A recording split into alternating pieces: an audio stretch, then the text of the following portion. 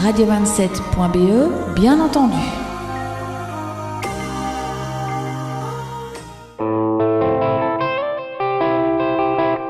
Soyons curieux. Soyons curieux.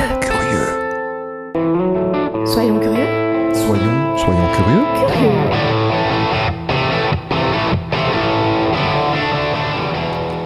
Bonjour à tous et bonjour à toutes, et je suis ravi de vous retrouver sur radio27.be pour notre émission Soyons curieux. Une production du Centre régional d'intégration du Brabant Wallon en partenariat avec Laïcité Brabant Wallon. Une émission animée par moi-même, Patrick Monjoie, et Annabelle Duhaut. Bonjour Annabelle. Bonjour Patrick. Ah, attends, on va recommencer parce que je n'ai pas allumé ton micro, évidemment. Bonjour Annabelle. Bonjour Patrick. Alors, vous écoutez et vous visionnez en ce moment l'émission en direct sur le web, sur notre page radio27.be. Alors, je vous invite à ne pas hésiter, interpellez-nous et notre invité via le chat et ou notre page Facebook. Nous prendrons le temps de lire et de répondre à tous vos commentaires. Vous pourrez ensuite, dans quelques jours, podcaster l'émission et la diffuser aussi largement que vous le souhaitez. Voilà, maintenant que tout ceci est dit, nous pouvons commencer.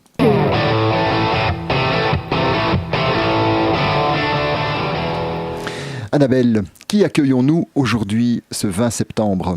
Eh bien, nous accueillons en studio une artiste de grand talent. Elle a gagné haut la main le concours Parole urbaine en 2013, aux côtés du rappeur Tonino et du raconteur d'histoire Karl Rosens. Elle a un master en langue et littérature française et romane. C'est une slameuse belge, bruxelloise, aux multiples origines. Comme chacun d'entre nous, peut-être. Oui, si tu veux. Et elle est en tournée avec son spectacle Tram 25 qui mêle slam, danse et projection vidéo. Bonjour Joy. Bonjour. Est-ce que tout ceci est juste ? Oui, tout à fait. Alors, on parle de slam. On va commencer par ça. Le slam, c'est quoi le slam ? Et c'est quoi la différence entre le slam, le rap ? Alors, j'ai trouvé des mots barbares aussi. Le spoken word. Oui, tout à fait. Et puis finalement, la différence avec la poésie, tout simplement, la poésie classique. C'est quoi la différence ? Où est-ce que ça s'inscrit, le slam ? En fait, le slam, c'est une discipline qui a été créée dans les années 80 aux États-Unis, du côté de Chicago, par un homme qui s'appelle Mark Smith et qui est ouvrier en bâtiment, entrepreneur dans le bâtiment et vraiment passionné de poésie, et qui s'est rendu compte que la poésie, c'était plus très à la mode, ça passionnait pas les foules ni les jeunes, et donc il a créé une espèce de sport de poésie pour essayer de redynamiser tout ça, parce que souvent les lectures poétiques, c'était un peu barbant ou un peu endormant comme on peut l'imaginer. Et donc le slam, à la base, il y a des règles. Normalement, c'est pas plus de 3 minutes par personne, a cappella, pas d'accessoires, et il y a un jury qui est choisi dans le public, 5 personnes qui sont choisies dans le public pour mettre des points, et donc à la fin il y a une finale et puis un grand vainqueur, et on anime ça de manière très dynamique. Donc ça a vraiment permis aux jeunes de se réintéresser, de se réapproprier la poésie, et le slam s'est répandu partout à travers le monde. Moi, j'ai eu l'occasion de voyager notamment à Madagascar, où il y a vraiment des ligues de slam, des tournois, des championnats nationaux, et ici aussi en Belgique, bien sûr, il y a des scènes un peu partout. J'en reparlerai après. On a un collectif qui en organise, et donc voilà, à la base, c'est quelque chose qui a été créé comme un sport avec des règles, mais évidemment il y a toujours des personnes qui aiment bien enfreindre les règles, et donc il y a des slammeurs, pour pouvoir toucher plus de gens et parce qu'ils en avaient envie aussi, qui ont commencé à mettre leurs textes en musique, comme et bien c'est ton sûr. Cas. Donc toi tu enfreins les règles, en fait. Exactement. Mais parfois je participe aussi à des soirées slam classiques où je fais mes textes a cappella. Moi, mon problème principal, c'est que mes textes font généralement presque toujours plus de 3 minutes, donc j'ai beaucoup de mal avec cette règle. Donc tu enfreins toutes les règles. Voilà. Mais du coup, ça crée vraiment des collectifs qui sont un peu comme des familles de passionnés autour de la poésie, et qui sont vraiment très jeunes et très dynamiques, et ça fait vraiment plaisir à voir, parce que on pouvait avoir l'impression que les jeunes ne se sentaient plus poètes ou ne s'intéressaient plus spécialement à la poésie, et c'est vraiment quelque chose qui a changé grâce au slam. Et donc pour ceux qui se sont décidés à le mettre en musique, comme Grand Corps Malade, que tout le monde connaît, très commercial d'ailleurs comme approche. Est-ce que Grand Corps Malade est encore dans la logique du slam ? Oui, parce qu'il Mark participait.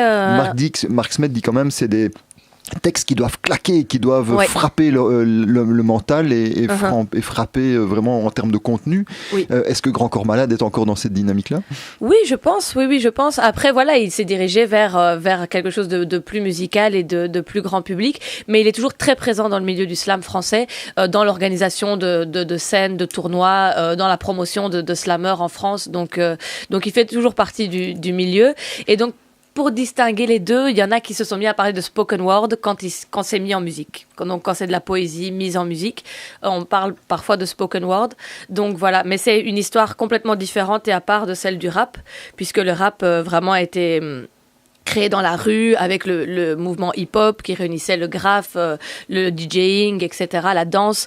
Le slam est à part de ça. Le slam vient vraiment plutôt de la poésie et de la littérature, plus que de la rue. Mais comme c'est très proche et qu'on retrouve souvent un engagement aussi qui peut être commun, on dit qu'on est un peu cousins, quoi.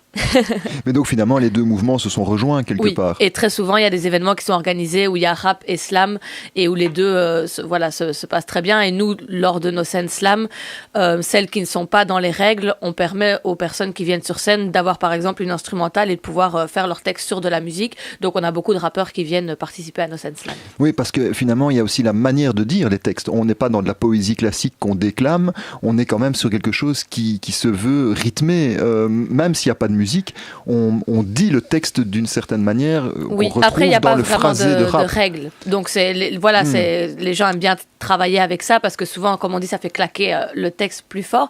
Mais après, il n'y a pas de règles. Il y a des gens qui écrivent sans rime, il y a des gens qui écrivent, qui viennent parler vraiment d'actualité, comme si c'est un bulletin d'actualité. Normalement, la seule règle du slam, c'est de venir pendant 3 minutes a cappella. Et donc, mais on essaye évidemment de rendre ça le plus dynamique et le plus attrayant possible pour le public, pour capter l'attention. Donc forcément, il y a un rythme qui s'installe. Et dès qu'on travaille aussi avec la mise en musique et qu'on accélère un peu son débit, ça se rapproche forcément un peu du rap.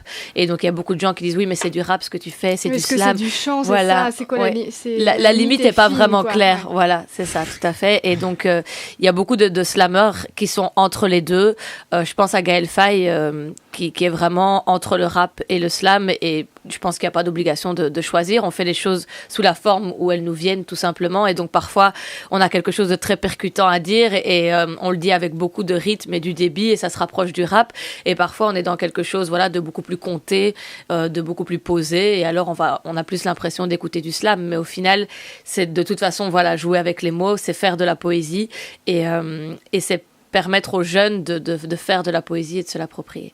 Alors, tu parles beaucoup de jeunes. On ne retrouve que des jeunes dans le slam. Alors que Mark Smith, tu as dit, c'est dans les années 80. Et si j'ai bien regardé, il doit avoir 70 ans maintenant, quelque chose comme ça. Donc... Non, il y a des gens vraiment de tous les âges, mais on remarque quand même souvent que c'est porté par les jeunes et qu'il y a beaucoup de jeunes au scène slam.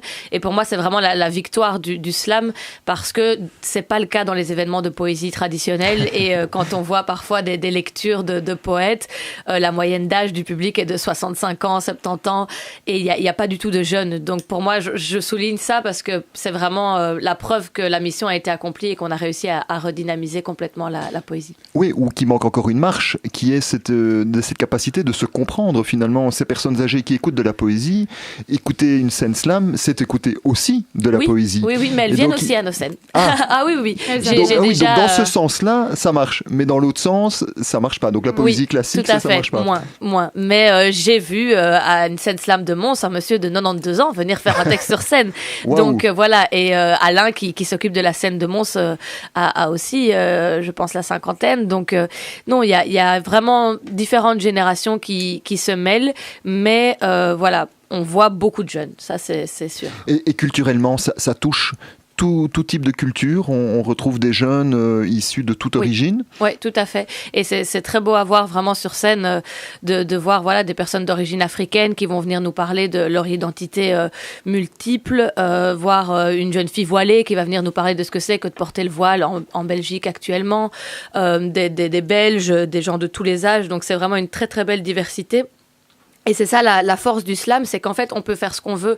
Donc on peut faire même de la poésie traditionnelle africaine à une scène slam. Rien n'empêche, tant qu'on a un texte qui dure plus ou moins 3-4 minutes, on peut monter sur scène et partager ce texte. On peut faire de la poésie très classique en alexandrin. Donc tout le monde peut vraiment s'y retrouver là-dedans. Et c'est pas une forme poétique imposée, venue des États-Unis, comme parfois on me l'a dit en Afrique. Oui, on a eu du mal à créer ça parce que les gens nous disaient oui, mais on a déjà notre poésie traditionnelle. Pourquoi est-ce que vous venez avec quelque chose qui est importé des États-Unis? Et ils disaient non, vous pouvez faire de la poésie traditionnelle lors des soirées slam. Ça, l'un n'empêche pas l'autre du tout. Et il y en a qui ont un peu contourné ça en appelant à Madagascar. Ils m'avaient expliqué qu'au début, leur soirée s'appelait les soirées 3 minutes. Et ils mettaient pas le mot slam. Comme ça, il y avait pas de... Et puis après, à la fin de la soirée, ils disaient aux gens, ben voilà, vous avez fait du slam. Et alors, ça a aidé les gens qui étaient un peu des détracteurs à prendre conscience que voilà, tout est possible, en fait. C'est vraiment une liberté totale. Alors, toi, tu choisis de mettre de la musique sur tes textes. Pourquoi ce choix? Pourquoi ne pas rester justement dans la dynamique slam et de glisser vers le spoken word? Pourquoi? Je fais encore les deux, en fait. Donc, je fais encore très souvent des textes a cappella, mais c'est vrai que j'avais vraiment envie de travailler avec de la musique. Déjà parce que j'aime la musique et parce que je trouve vraiment que ça peut aider aussi à porter au niveau des émotions, au niveau du rythme, ce qu'on raconte. Et donc, si les mots et les notes se rencontrent vraiment bien, il y a quelque chose de magique qui peut se passer. Et donc, j'avais pas envie de m'en priver. Et après, bon, moi, je connaissais rien du tout à la musique. J'ai jamais fait de musique. Je sais pas chanter. J'ai pas spécialement l'oreille musicale. Donc, ça a été vraiment un apprentissage petit à petit d'apprendre à écouter la musique, à comprendre comment ça fonctionne. Et voilà, petit à petit, je me sens de plus en plus à l'aise avec ça. Mais je trouve que ça donne une autre dimension, comme le fait de mêler le slam à de la danse, comme le fait de faire des vidéos. J'ai pas envie de me limiter à une seule forme. Donc, et le fait de mettre mes textes en musique ne m'empêche pas, pour certains événements, de toujours slammer a cappella. Et alors, tu travailles avec qui alors pour la musique? Puisque tu dis, voilà, aucun bagage musical, cette sensibilité à travers les textes, mais pas de bagage musical. Alors, tu travailles en collaboration? D'abord, j'ai commencé avec un musicien-compositeur qui s'appelle Yuri Botterman. Donc, on avait créé un duo qui s'appelle Asali. Et pendant quelques années, on a tourné ensemble. On a vraiment pris le temps de rechercher des choses, etc. Et il y a un EP de 5 titres qu'on peut écouter en ligne. Un arbre sans racines? Non, ça c'est un recueil, mais là ça s'appelle simplement Asali, donc A-S-A-L-I. Voilà, donc on a fait pas mal de recherches à ce niveau-là. Puis quand j'ai monté le spectacle Tram 25, j'avais envie vraiment d'avoir un groupe. Donc là, Picho, qui est mon directeur artistique et mon producteur, m'a fait rencontrer Fabrice de Vienne, qui est un compositeur plutôt jazzman parisien et qui a composé toute la musique de Tram 25. Donc lui, il a fait un travail qui est génial et il travaille beaucoup, notamment sur des musiques de films. Et j'aimais bien cette approche-là d'avoir vraiment un accompagnement musical qui suit le débit, la parole, l'univers dans vraiment ce que je raconte. Voilà, et maintenant j'ai un groupe avec lequel je travaille avec des musiciens plutôt bruxellois. Donc en fait il y a plein de collaborations différentes au niveau de la musique et c'est ça que j'aime, c'est de pouvoir collaborer avec plein de musiciens différents. Il y a plein d'autres choses qui s'annoncent pour 2018 et j'ai pas envie de rester figée avec un seul compositeur ou une seule personne, vraiment de pouvoir aller là où ça me chante. Et pour les prochains projets de 2018, j'avais envie d'aller vers des sonorités beaucoup plus africaines. Et du coup, je travaille avec un monsieur qui s'appelle Maurice Poto, qui est un compositeur congolais et qui a travaillé notamment avec Papa Wemba, avec plein de grands artistes africains. Et donc voilà, moi j'avais besoin, il m'a fallu du temps parce qu'au début on allait vers des accompagnements plutôt classiques, au piano, etc., comme on peut l'imaginer avec du slam. Et maintenant j'ai envie d'aller vers la musique que j'aime et que j'écoute et qui est plutôt voilà de la musique africaine, du reggae, de la musique caribéenne, sud-américaine. Et au début, j'avais l'impression que c'était pas possible de faire du slam sur ce genre de musique. Et puis petit à petit, je suis de plus en plus à l'aise et je me rends compte que c'est possible avec un peu de travail. Ouais. Alors, on aborde évidemment tout de suite Tram 25. Alors Tram 25, c'est un spectacle complet, hein, oui. Comme on disait en introduction, ça mêle le chant, ça mêle la danse, ça mêle les projections d'images et de vidéos. Alors ça vient d'où Tram 25 ? C'est quoi l'idée à l'origine ? En fait, donc moi j'avais ça dans un coin de ma tête, l'envie vraiment de parler de Bruxelles et de parler de ma découverte de Bruxelles, puisque je viens d'un tout petit village dans la campagne de Namur. Et de parler des rencontres que j'ai fait. Donc voilà, j'avais ça dans un coin de la tête. Et puis j'ai vu qu'il y avait l'Espace Mag qui faisait un appel à projet pour aider à financer et à offrir une résidence et un lieu pour se produire pour les artistes qui n'avaient jamais créé de spectacle, donc pour vraiment les aider à créer leur premier spectacle. Et voilà, les thématiques qu'ils recherchaient, c'était justement la diversité, Bruxelles, etc. Et je leur ai soumis un projet qui a été retenu. J'ai demandé à Picho, qui m'a vraiment énormément aidé sur ce projet, d'être le directeur artistique, et il a accepté. Donc Picho, c'est un rappeur, comédien, acteur, metteur en scène. Il fait vraiment plein de choses. Voilà. C'est le couteau suisse. Voilà, exactement. Et pour moi, c'est parfait parce que comme il est rappeur, il a l'aspect musical, mais comme il fait du théâtre aussi, il a l'aspect vraiment de la mise en scène théâtrale. Et je savais, voilà, j'avais des éléments dans la tête. Je savais que je voulais qu'il y ait de la projection et de photos. J'avais une idée, je voulais vraiment raconter une histoire. Et puis petit à petit, pendant 1 an, on a travaillé là-dessus, sur les textes. Donc ça raconte vraiment mon arrivée à Bruxelles, pourquoi je suis arrivée à Bruxelles. C'est ton histoire à toi, en fait, que tu racontes. Enfin, et puis après, il y a beaucoup de rencontres et de portraits d'autres personnes dans Tram 25. Mais sinon, oui, c'est mon histoire. Et donc, moi, je suis arrivée pour terminer mes études, et puis j'ai commencé à travailler comme formatrice en alphabétisation, et donc j'ai rencontré dans ma classe des adultes d'origine étrangère qui viennent à l'école, ou parfois qui pour la première fois qui viennent à l'école ou qui reviennent pour apprendre à lire et à écrire, donc des personnes analphabètes, et ça m'a bouleversé, leur parcours, leur histoire, leur courage, leur force, vraiment pour oser retourner à l'école, se remettre en position d'apprenant quand il y en a qui ont 50, 60 ans, et accepter qu'une jeune fille de 25 ans vienne vous expliquer les choses, etc. Et donc ils m'ont beaucoup appris, et je voulais vraiment rendre hommage à cette diversité que j'ai trouvée à Bruxelles, et à ces quartiers aussi que, pour beaucoup de gens qui ne vivent pas à Bruxelles, qui peuvent faire peur, où on entend des choses comme on se sent plus chez nous, il y a plein d'étrangers, etc. Et en fait, moi, j'ai été extrêmement bien accueillie dans ces quartiers, et j'ai retrouvé une vraie forme de solidarité, d'humanité, d'échange, parce qu'on se connaît, parce qu'on discute dans les magasins, parce que je croise mes élèves, on demande des nouvelles des enfants, etc. Et ça m'a fait du bien de retrouver ça, parce que quand on arrive dans une grande ville comme Bruxelles, on peut se sentir des fois un peu anonyme, un peu perdu. Oui, et donc tu étais dans un quartier à Scarbeck, en fait. Voilà, c'est ça, tout à fait, près de la place Litz. Et qui est une commune extrêmement multiculturelle, oui.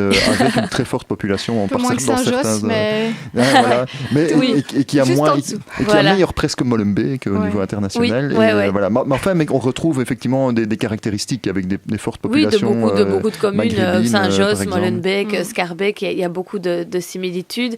Et donc moi, je voulais vraiment rendre hommage à ces quartiers et montrer l'aspect qu'on ne montre pas dans les médias, ou que les gens qui ne connaissent pas Bruxelles ne peuvent pas voir. Et voilà, donc c'est pour ça Tram 25, parce que moi, c'est le tram qui m'emmenait d'abord à l'ULB, dans plutôt les beaux quartiers d'Ixelles, et puis qui m'a ensuite emmené vers la gare du Nord pour aller travailler. Et puis quand j'ai monté ce projet, j'avais 25 ans aussi, donc Tram 25, voilà, ça s'y prêtait bien. Mais donc il y a un vrai Tram 25. Oui. D'accord. Tout à fait. Et tu te mets en référence avec Brel, parce que le Brel aussi, dans certaines de ses chansons, parle du tram 33, lui, dans ses chansons. Oui, tout à fait. Donc tu t'inscris dans une dynamique. Mais je pense que c'est belge. une grande source d'inspiration, les transports en commun pour les artistes, parce qu'on entend plein de conversations, plein de langues différentes, on tombe plein de situations, et j'en parle voilà, dans toutes mes balades dans Tram 25, qui était donc un spectacle avec des danseuses, avec des musiciens, avec de la projection qu'on va probablement rejouer encore quelques fois en 2018, et puis qui est devenu un livre CD. Donc on a enregistré l'album en studio avec la musique du spectacle, et puis on a fait voilà, un très bel objet, un livre avec des photos, et c'est certaines des photos qui sont projetées pendant le spectacle. Donc les photos, c'est un collectif bruxellois qui s'appelle Krasny, dont j'adorais le travail, et je leur ai demandé s'ils acceptaient de collaborer sur le spectacle. Ils ont accepté tout de suite. Donc voilà, il y a des photos qu'ils avaient déjà fait, parce qu'ils ont c'est un collectif très engagé, ils vont dans les manifestations, dans les squats, etc. Et puis il y a certaines photos qu'ils ont fait pour l'occasion, et ils sont notamment venus dans ma classe photographier mes élèves, etc. Vraiment spécifiquement pour le spectacle. Et il y avait Baudry qui fait vraiment du VJing, de l'animation de photos et de vidéos, et qui a mis tout ça sur écran, voilà, et qui accompagnait du coup la musique et les textes.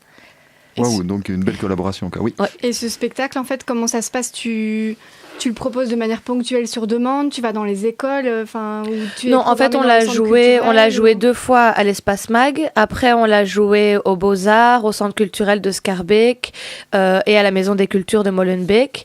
Après, c'est pas toujours facile de se faire programmer parce que c'est quand même une grosse formule. Il y a 3 musiciens, il y a moi, il y a des danseuses, la projection. Donc, c'est une équipe d'une dizaine de personnes. Ouais. Là, j'espère qu'on va pouvoir le rejouer. Donc, en 2018, on a des pistes, notamment peut-être à l'Éden à Charleroi. Mais ce qu'on a fait, du coup, c'est qu'on a fait une plus petite formule avec des musiciens belges, parce que le problème aussi, c'est que les musiciens sont parisiens, donc c'est pas toujours facile de les faire venir. Et alors, sans la projection, où on joue moins longtemps, le spectacle dure normalement 1h15. Là, je propose une formule de 40 minutes où je reprends que certains textes.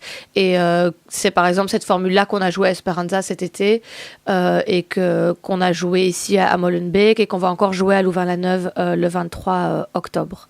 Donc, il y a 2 formules. Il y a la formule complète et puis il y a une formule plus light. Quoi, voilà. D'accord. Oui, d'ailleurs, d'être présentée à Esperanza, moi, j'avais vu ton nom dans l'affiche et je dis, c'est marrant, je m'attendais pas à voir ton nom, slameuse, etc. dans cette affiche qui est, d'habitude c'est quand même un festival assez alternatif.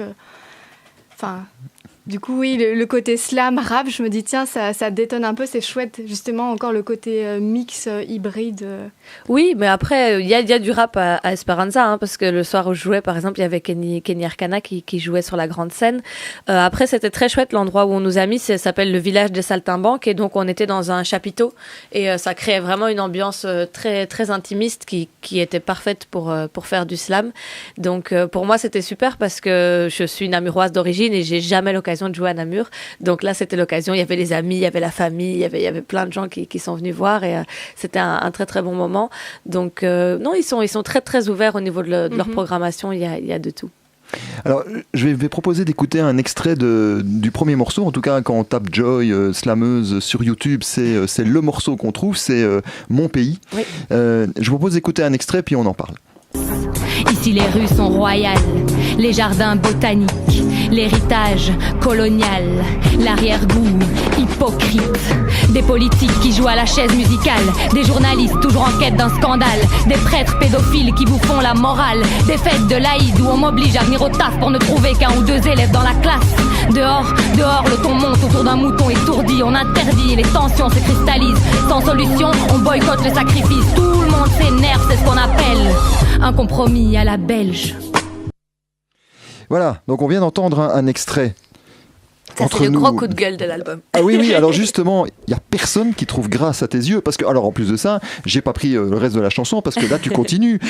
Alors, tu t'en prends à l'ONEM, tu t'en prends à la police, tu t'en prends aux fonctionnaires que tu décris comme alcooliques, tu t'en prends aux prisons. Je dis qu'il y en a, je ne dis pas qu'ils le sont tous. Non, bien sûr. Je ne dis pas que tu tombes dans la caricature, mais enfin, tu dis, et tu pointes des choses quand même très fortes. Quand j'ai dit dans la deuxième partie, dans l'autre extrait, plus loin dans la chanson, tu dis l'ONEM qui devient finalement des flics, des policiers. Voilà, ici on a entendu, donc c'est les prêtres pédophiles qui nous font la morale, le système scolaire que tu remets dedans. Il n'y a personne qui trouve grâce à tes yeux. Non. Mais en fait c'est drôle parce que c'est non, pas du tout, et c'est drôle parce que c'est le premier morceau, extrait de l'album qui est sorti, et voilà, on avait envie de marquer le coup, et en effet ça a été beaucoup partagé, ça a fait beaucoup parler de lui, ce morceau, mais c'est le seul morceau comme ça de l'album, en fait. C'est le seul vrai coup de gueule, donc il faut pas croire que non, il faut pas croire qu'il y a que ça sur l'album, mais il y a ce vrai coup de gueule, et que j'assume à 100%. Donc voilà, parce que justement c'est plutôt positif, en fait, dans l'album, les portraits que je fais des personnes qui sont très heureuses d'être en Belgique, voilà, d'avoir pu quitter leur pays où ils avaient parfois des situations très difficiles à vivre, et donc il y a par exemple un morceau qui contrebalance tout ce que je dis dans ce texte, et qui s'appelle Ibrahim. Et Ibrahim, c'est une femme une femme dont le mari veut retourner en Afrique et qui lui donne toutes les bonnes raisons de ne surtout pas retourner en Afrique et de rester en Belgique. Donc en fait, moi j'aime bien confronter les points de vue, et donc mon point de vue à moi qui peut parfois être extrêmement révolté par rapport à ce que je vois, et puis à côté de ça des personnes pour qui la Belgique finalement, même si c'est pas parfait, c'est quand même beaucoup beaucoup mieux que chez eux, et ils estiment qu'ils n'ont pas à s'en plaindre, mais Après, voilà, non, j'assume vraiment à 100% tout ce qui est dit dans ce texte parce que je pense qu'il y a beaucoup de choses qui ne vont pas et qu'on pourrait améliorer et qu'il y a peu d'efforts qui se font à ce niveau-là. Et donc, voilà, que ce soit au niveau du système scolaire, que ce soit au niveau de l'accueil des migrants, comme on le voit en ce moment, notamment avec tout ce qui se passe autour de Theo Franken. Et Patrick connaît bien ça. C'est voilà. quotidien. Et au niveau de l'emploi, où on nous demande toujours de travailler plus et de s'épuiser plus, alors qu'on sait très bien qu'une des solutions serait justement qu'on travaille un peu moins et de créer de l'emploi pour tout le monde. Donc je trouve qu'il y a beaucoup de choses qui vont en dépit du bon sens et ce morceau il est inspiré de toutes ces personnes avec lesquelles je parle et que ce soit des profs, que ce soit des infirmières, on a l'impression qu'il y a beaucoup de gens qui sont pas contents et qui sont pas satisfaits des conditions dans lesquelles ils vivent ou travaillent. On a souvent l'impression aussi que des petites choses simples pourraient être faites et ne sont pas faites. Donc voilà, des fois on est énervé, on a besoin de pousser un gros coup de gueule. Oui, Theo Franken, là, il a trouvé le moyen de faire des choses simples et directes. Oui, malheureusement. Droit au but. Malheureusement, oui. Et donc, voilà, il date je l'ai écrit il y a plus de 2 ans et je le trouve encore très actuel, malheureusement. Oui, voilà. Malheureusement, oui, effectivement. Est-ce qu'on peut te caractériser comme étant une militante ? Oui, Est-ce que tu te sens militante ? Je me sens engagée en tout cas et je n'arrive pas parce que c'est ma personnalité à être indifférente à ce qui se passe autour de moi et à ne pas en parler. Ça c'est sûr et certain. Et dans ma vie de tous les jours aussi, voilà, j'ai pas mal d'engagement personnel et donc forcément ça se retrouve dans mes textes. Donc oui, après c'est toujours difficile de mettre une étiquette parce que j'ai pas envie d'être que une slameuse militante, j'ai envie aussi de pouvoir parler de plein d'autres choses, de pouvoir parler de je sais pas, de mon identité, d'amour, et donc parfois on n'a pas envie d'être enfermé dans une case parce que sinon dès qu'on en sort, les gens sont un peu décontenancés. Donc c'est en tout cas un aspect fort de ma personnalité qui se retrouve dans mon travail, ça c'est sûr. Oui, c'est ça. Donc tu es vraiment quelqu'un qui essaye d'ouvrir au maximum. On a entendu tout à l'heure, tu dis les influences musicales, le fait d'aller mettre des textes sur des influences différentes. Ici aussi, en termes de thématiques, d'aborder les choses effectivement dans leur grande complexité. Et donc c'est à la fois des coups de gueule, mais c'est aussi des moments de grande tendresse, voilà, et des coups de cœur. Tout à fait. Là récemment, j'ai publié un texte qui parle de ma maman et donc voilà, mais après, on retrouve quand même une certaine forme d'engagement puisque je parle de la couleur, je parle du racisme aussi à travers ça, etc. Mais en tout cas, j'aime bien être ouverte et si j'ai envie de parler, comme dans le titre À quoi, d'une femme qui m'inspire, je vais en parler et je vais pas me dire ah non, c'est pas assez engagé, quoi. Non, ça c'est sûr. Je parle de ce qui me touche. Voilà. Et là, avec tous tes projets, donc le projet de spectacle, on entend que tu es déjà sur une dynamique pour un spectacle pour la suite. Tu as encore le temps d'écrire ? Oui, tout à fait.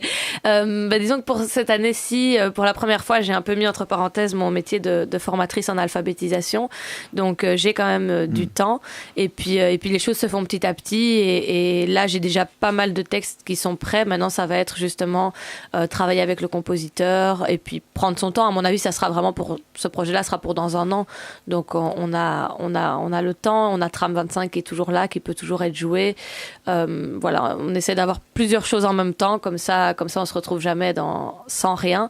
Mais écrire, oui, c'est sûr, ça je pourrais pas m'en passer. Parfois c'est frustrant parce qu'on a l'impression qu'on n'a pas assez de temps et qu'on est toujours en train de courir un peu à gauche à droite et qu'on n'a pas beaucoup de temps pour se consacrer entièrement à ça. Surtout, voilà, j'ai pas le statut artiste, donc c'est qui est de plus en plus compliqué à obtenir. Donc non, la situation n'est pas idéale, mais on se débrouille et on fait ce qu'il faut pour avoir le temps et pour pouvoir le faire.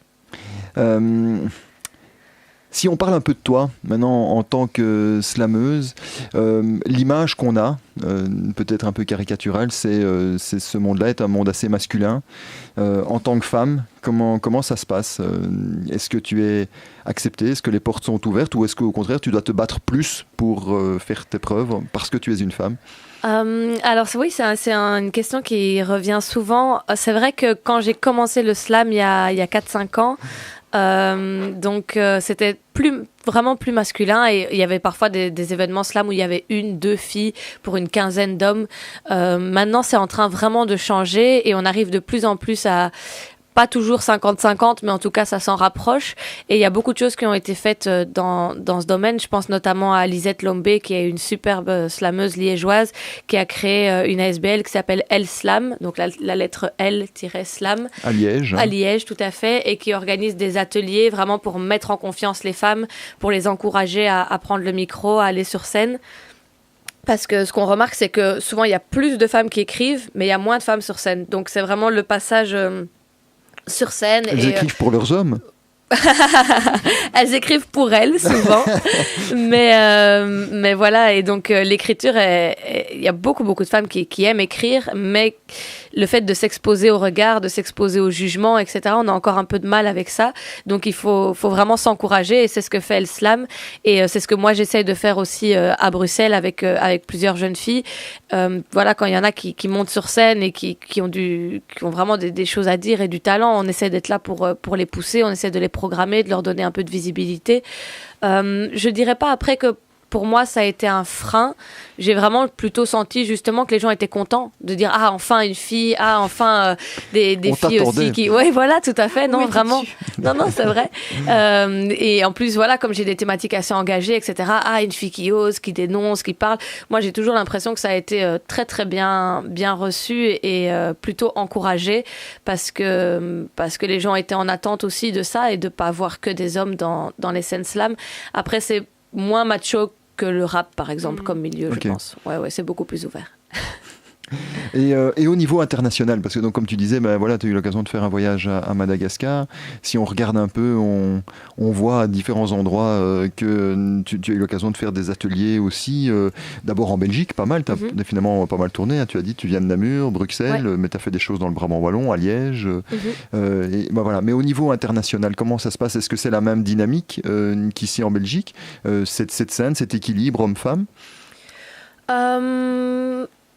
Pas forcément, mais en même temps, on sent que ça évolue aussi partout. À Madagascar, par exemple, je pense notamment à Kayla, avec qui j'ai fait l'ouverture du sommet international de la francophonie, qui est une grosse figure du slam malgache. Donc, il n'y a pas forcément une équité sur les scènes, mais on sent qu'il y a des filles qui portent, en tout cas. Et c'est ça le plus important, en fait, c'est qu'il y ait quelques figures de filles qui se détachent, parce qu'après, ça encourage et ça motive d'autres filles à monter sur scène. Et moi, il y a plein de filles qui me l'ont dit, c'est en voyant tes clips, je suivais ce que tu faisais, j'aimais bien, et moi j'aime bien écrire aussi, et puis j'ai vu que vous organisez des scènes, donc ça m'a donné envie de venir. Donc je pense que ce qu'il faut vraiment, c'est qu'il y ait quelques figures qui soient mises en lumière pour après montrer aux autres que c'est possible de le faire et que voilà, elles seront pas mal reçues et que c'est tout à fait faisable. Donc voilà, ça, il y a à Madagascar, je sais qu'ils donnent notamment des ateliers avec des mamans mineures et ce genre de projet pour les encourager à prendre la parole. Je suis allée à La Réunion aussi, où j'ai travaillé avec beaucoup de jeunes femmes. Donc voilà, il y a un côté où souvent le slam se mêle au social et qui est très intéressant parce que il permet de faire parler les gens, de leur faire dire des choses, de les faire se livrer. Je le vois vraiment dans les écoles où je vais, où après quelques ateliers, il y a des jeunes qui osent parler de thématiques très fortes, de choses très intimes, très personnelles. Il y en a qui font des textes sur l'absence de leur père. J'ai eu une jeune fille de 17 ans qui a fait un texte devant d'autres jeunes sur l'excision alors qu'elle était elle-même concernée. Donc il y a vraiment des choses très très fortes et on sent que en fait les gens et les jeunes ont juste besoin de cet espace d'expression et qu'on les autorise et de sentir que c'est bienveillant, qu'il y a du respect, qu'on va pas les juger pour oser se lancer. Et moi, vraiment, ce que je souhaiterais, c'est que on puisse faire ça dans un maximum d'écoles et avec un maximum de jeunes parce que c'est une bouffée d'oxygène. On le sent vraiment, un endroit où ils sont pas évalués, ils sont pas jugés, ils sont pas cotés. On leur donne des outils, ils sont libres de les utiliser ou pas, de faire ça à leur manière, avec leur propre style. Et on voit que ça fait vraiment du bien, quoi. Et il n'y a pas d'espace à l'école pour ce genre de choses, même pour l'art en général dans beaucoup d'écoles. Donc je vois que ça porte plein de choses et des valeurs que moi j'ai envie de défendre, comme le fait simplement d'oser s'exprimer et de s'écouter dans le respect, parce qu'en fait on est tout le temps en train de se parler, mais on se parle rarement de ce qu'on a au fond de soi et de ce qui nous travaille, de ce qui nous rend heureux, de ce qui nous rend triste, des difficultés qu'on peut avoir au quotidien. Et alors créer des espaces comme ça, je pense que c'est essentiel. Et donc ça marche alors dans les classes, parce que c'est quand même des lieux particuliers, l'endroit où on est avec ses camarades d'école. Ouais. Où on est toujours en train de se juger les uns les autres. Oui, et puis on a une place, enfin je veux dire, il y a des relations qui se sont créées, on a une place à garder. Une étiquette aussi. Une étiquette, exactement. Et donc, mais les jeunes accrochent. Oui, ça fonctionne. Vraiment, en fait, la seule condition, c'est qu'il y ait plusieurs séances. En une séance, on peut pas y arriver, ça c'est pas possible. Bon, alors on fait juste de l'initiation et puis on reste très superficiel. Mais à partir du moment où il y a minimum 3 séances, on voit qu'il y a plein de choses qui se débloquent et qu'en fait ils ont des choses à dire et ils ont des choses à partager. Et là, la poésie permet vraiment de le faire. Et il y en a qui parlent d'eux, il y en a qui parlent de choses qui les touchent. Il y a des jeunes filles qui avaient fait un texte sur la Palestine. Enfin voilà, j'ai eu plein de choses comme ça qui étaient très très fortes et très belles. Et vraiment, on voit que les masques tombent vraiment au bout de quelques séances. Souvent, quand il y en a un ou deux qui osent se lancer, après les autres aussi, à la séance suivante, viennent avec un texte beaucoup plus fort et beaucoup plus profond que ce qu'ils avaient proposé au début des ateliers. Donc oui, franchement, ça fonctionne. Et moi-même, je suis très souvent étonnée du résultat final en me disant « Waouh, lui, il a osé », alors que c'était le premier à pas prendre ça au sérieux, à faire des vannes pendant tout l'atelier, etc. Et puis finalement, il vient maintenant et il se met vraiment à nu sur un sujet qui est pas facile pour lui. Donc voilà, moi, chaque fois, je suis extrêmement impressionnés par le résultat et éblouis par leur courage. Et en fait, on se dit oui, on passe notre temps à dire ouais, les jeunes ceci, les jeunes cela, etc. Mais dès qu'on leur crée les conditions et qu'on les encourage à le faire, ils ont des choses à dire et souvent des choses très fortes. Est-ce qu'il faut des qualités particulières pour justement arriver à slammer? Parce que moi, je me dis, voilà, tu fais ça dans les écoles, il y a peut-être un côté un peu impressionnant si on est timide, parce qu'il y a quand même un côté un peu théâtre, affronter le regard des autres, etc. Est-ce qu'il faut se mettre peut-être dans une certaine posture ou comment ça se passe? Oui, c'est vrai que ça, c'est pas toujours facile. Après, il y a plein d'exercices qui viennent notamment de l'impro ou du théâtre qui aident vraiment à se mettre à l'aise et à créer quelque chose dans le groupe. Et le plus essentiel, c'est vraiment de toujours ramener ça à l'écoute, au respect. Voilà, de leur dire, écoute, toi, t'es en train de discuter pendant que lui fait son texte. Je pense pas que t'aimerais bien que ça se passe comme ça quand ça sera toi qui va passer. Mais souvent, les choses après, au bout d'un moment, se font naturellement parce que quand ils voient quelqu'un qui vient comme ça se livrer, se mettre à nu devant eux, ça force le respect aussi et l'écoute. Donc voilà, c'est... Non, franchement, ça fonctionne bien et je pense qu'il faudrait vraiment plus de théâtre, d'improvisation, de slam dans les écoles parce que tout le monde en est capable et on n'a pas toujours l'impression d'en être capable. Souvent, on se dit non, je ne saurais pas, etc. Et puis finalement, ça marche très bien. Après, tout le monde ne va pas venir déclamer un texte en faisant, en criant, en jouant un rôle, en parlant très fort. Il y a des gens qui restent très, très timides, mais ça donne aussi une beauté, je trouve, dans la déclamation, de voir quelqu'un de timide qui a la voix qui tremble ou les mains qui tremblent un peu, mais qui va quand même y aller, qui va quand même aller jusqu'au bout. C'est très, très beau aussi. Donc tu mènes pas mal d'ateliers à côté de la création de tes spectacles. C'est ce que tu fais pour l'instant, mener des ateliers? Voilà, j'en donne régulièrement. Après, ça dépend de la demande. Ça, c'est vraiment c'est selon si on m'appelle dans les écoles, si on m'appelle dans des centres culturels, dans des ASBL, sur certains projets, dans des bibliothèques. Voilà, il y a des moments où j'en donne beaucoup, il y a des moments où j'en ai très peu. Cet été, avec le collectif, donc on a un collectif qui s'appelle Slameke, et qui organise des scènes ouvertes à Bruxelles. Ça, voilà. Ouais. Y a beaucoup de scènes. Pour le moment, on en a 4 par mois dans différentes communes de Bruxelles. Et voilà, ça c'est tout nouveau comme projet. Et on a fait notre premier stage cet été, qui était vraiment un stage d'1 semaine. On a eu une dizaine de participants, donc on était super contents. Et là aussi, voilà, un groupe avec que des personnes qui ne se connaissaient pas. À la fin de la semaine, elles étaient super soudées, elles se continuent à se voir maintenant, à se dire je vais à telle scène, je vais venir avec toi, etc. Donc ça crée quelque chose de très fort entre les gens parce que tout de suite les barrières tombent et on se montre tel qu'on est. On n'est pas dans le superficiel, on n'est pas dans l'hypocrisie, parce que quand on vient avec un texte, voilà, il y a des gens qui ont fait des textes sur leur grand-mère qui est malade et qui va bientôt partir, et tout de suite, on a l'impression qu'on est dans l'intimité vraiment de la personne, quoi. Une fille qui a fait un texte sur le harcèlement de rue, une autre qui s'adressait à une jeune fille avec qui elle était à l'école et qui est en prison aujourd'hui parce qu'elle a aidé des terroristes. Donc, on est vraiment dans des choses tellement fortes que on n'est plus dans le paraître et tout de suite on touche à quelque chose, et si on se sent proche de quelqu'un, on sait qu'on est vraiment proche de cette personne. Donc, pour moi, c'est des rencontres qui sont très fortes. Chouette, chouette. On va continuer l'émission. On continuerait bien à discuter toute la nuit avec toi, mais le temps passe. Et donc, je propose de passer à la seconde rubrique de l'émission. Et donc, si ça te convient, Joy, je te propose d'écouter la chronique d'Annabelle.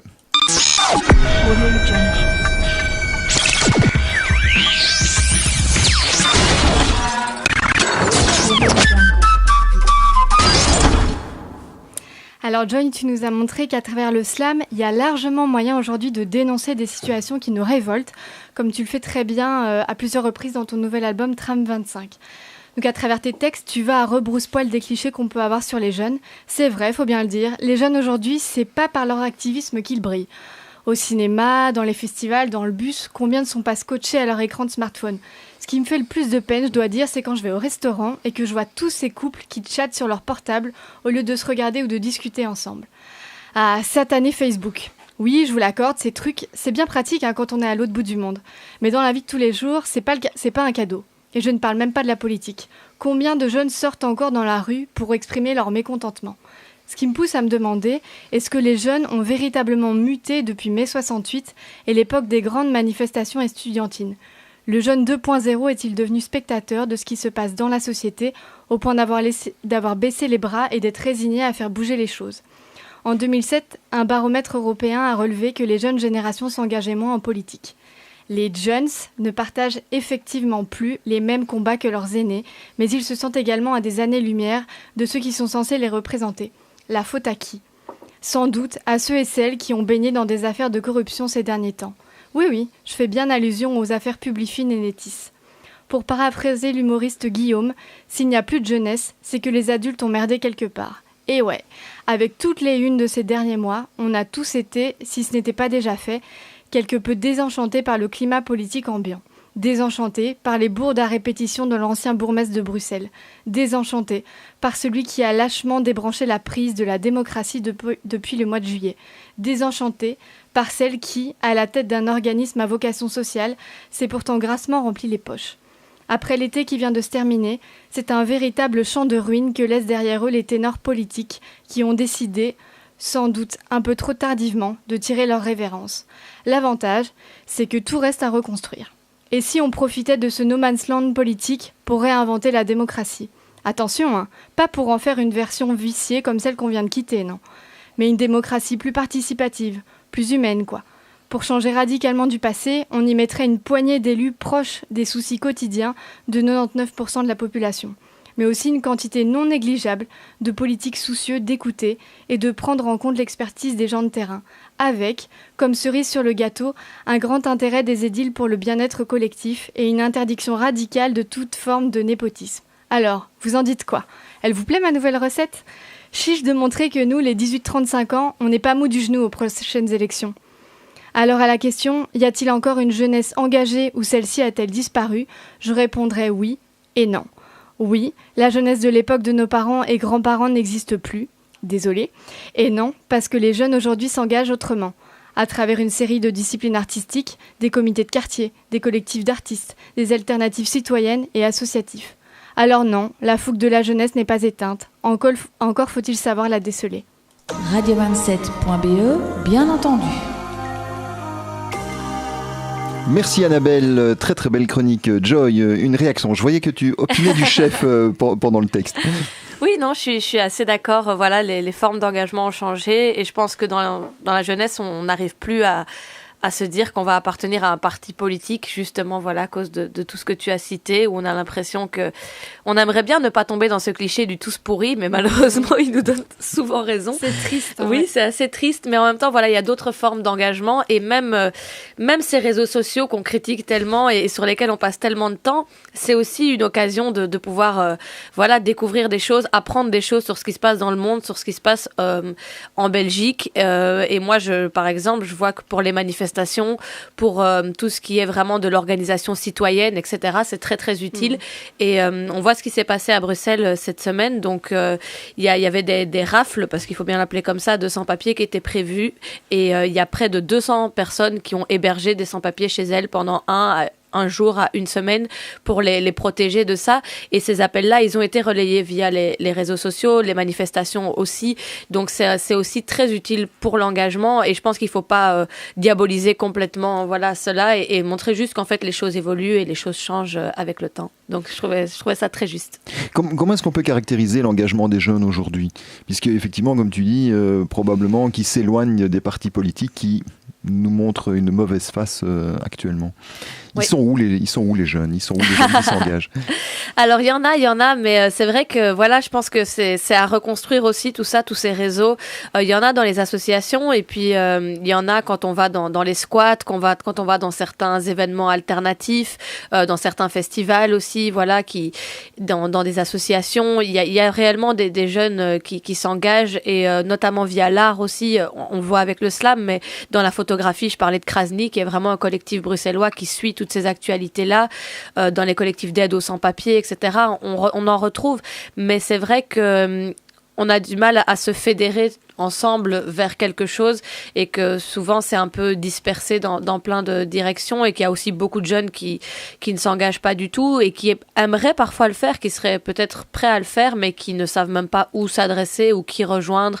Donc je pense que avant c'était simple, on trouvait un parti qui avait des idées proches des nôtres et puis on rejoignait ce parti. Maintenant il y a une plus grande diversité dans l'offre et du coup c'est pas toujours facile non plus de savoir vers où se diriger. Mais quand on parle avec les jeunes, on voit qu'en fait, il y a plein de choses qui les révoltent, mais ils savent pas toujours où se diriger, ou alors ils sont parfois eux-mêmes victimes du racisme, de la discrimination, des politiques qui sont menées, et ils sont tellement dedans que c'est pas facile de prendre le recul pour après voir qu'est-ce qu'on peut faire réellement pour changer les choses. Donc je pense que, comme tu disais, c'est à construire, c'est vraiment quelque chose qui est en construction, et j'espère que ça va se faire, et que ça se fasse aussi au niveau plutôt européen et international, et pas seulement à la petite échelle. J'ai l'impression qu'en France, ça bouge pas mal, quand il y a eu les nuits debout, il y a eu les gens sortent dans la rue, les étudiants sortent beaucoup dans la rue aussi. Ça fonctionne pas toujours, hein. Les lois passent quand même malgré tout, mais il y a une plus forte mobilisation qui se fait. Et c'est peut-être un côté un peu belge où on a beaucoup de mal à sortir, à manifester, à montrer son mécontentement en dehors de chez soi ou de son cercle d'amis. Et j'espère que ça va changer parce que je pense que c'est vraiment plus que jamais nécessaire et qu'il faut montrer ça. Enfin, on n'est plus à un moment où il suffit de dire je suis pas d'accord, je trouve ça scandaleux et puis de pas bouger. Je pense qu'on est vraiment à un moment où il va falloir prendre position, sinon on va être dépassé par ce qui se passe. Donc on essaie d'encourager les gens à le faire et de soutenir ceux qui le font surtout. Et c'est possible ? Tu penses qu'il y a moyen de changer des choses ? Je l'espère, je l'espère vraiment. Après, parfois, ça peut être extrêmement décourageant. Il y a des situations qui sont vraiment révoltantes. Moi, actuellement, je pense vraiment à la situation des sans-papiers à Bruxelles, où ils se font expulser chaque fois qu'ils vont s'installer quelque part. On trouve quelque chose pour les expulser du bâtiment, pour les renvoyer encore ailleurs, etc. Et ils passent leur temps à être ballottés d'un bâtiment à l'autre. On leur propose aucune solution durable. Il y a l'hiver qui arrive bientôt.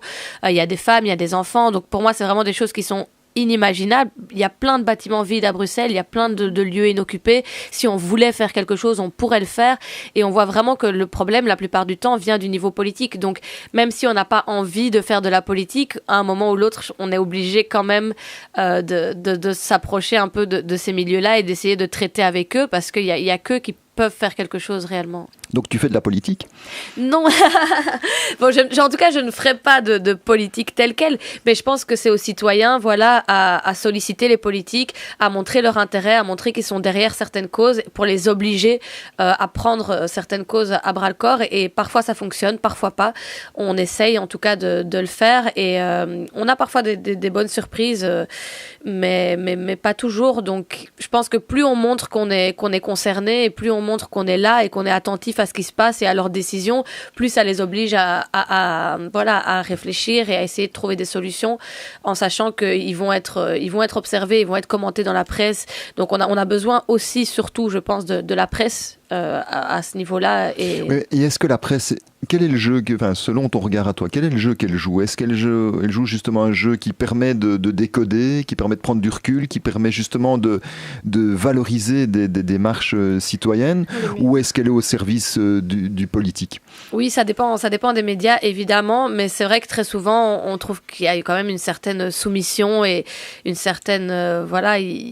Ils n'osent pas toujours vraiment dénoncer ou rentrer dans l'art et dans le vif du sujet, et c'est dommage. Mais là aussi, on trouve des parades, et donc par exemple sur Internet, on trouve des médias plus engagés, des articles et des choses vraiment de fond qui expliquent, etc. Mais dans les médias traditionnels, j'ai pas l'impression que ce soit encore vraiment le cas, et on reste très, dans les limites. Oui, dans le politiquement correct. Voilà, exactement. Consensuel. Tout à fait. Et c'est dommage parce qu'il y aurait beaucoup de choses à faire. Et je trouve que très souvent, on n'invite pas assez les gens directement concernés par les situations à venir en parler eux-mêmes. On n'invite pas les sans-papiers dans les émissions. On n'invite pas les femmes voilées à venir parler de leur réalité. On n'invite pas... Il y a plein de choses comme ça où on a l'impression qu'on parle des gens à leur place. Et pour moi, c'est quelque chose qui est vraiment grave et qui est triste, et que je trouve bien avec le slam, c'est que les gens peuvent eux-mêmes venir parler de leur réalité, et je trouve que dans la presse on devrait vraiment être plus là-dedans et aller voir directement les gens concernés, et pas toujours appeler toutes sortes d'experts mais qui connaissent pas forcément les réalités du terrain, et qui, pour moi, personne n'est mieux placé pour en parler que les personnes directement concernées. J'ai même envie d'aller plus loin que toi. Effectivement, avec le Centre régional d'intégration, on constate évidemment une série de choses, et lorsqu'il y a malheureusement les actes terroristes, comme tu dis, on donne pas la parole de manière classique, mais quand il y a des actes terroristes, on va vers les populations, on va vers les gens pour leur demander de se justifier. Oui. Et donc ça, c'est même encore, je trouve, plus mesquin encore de la part de la presse. Fait.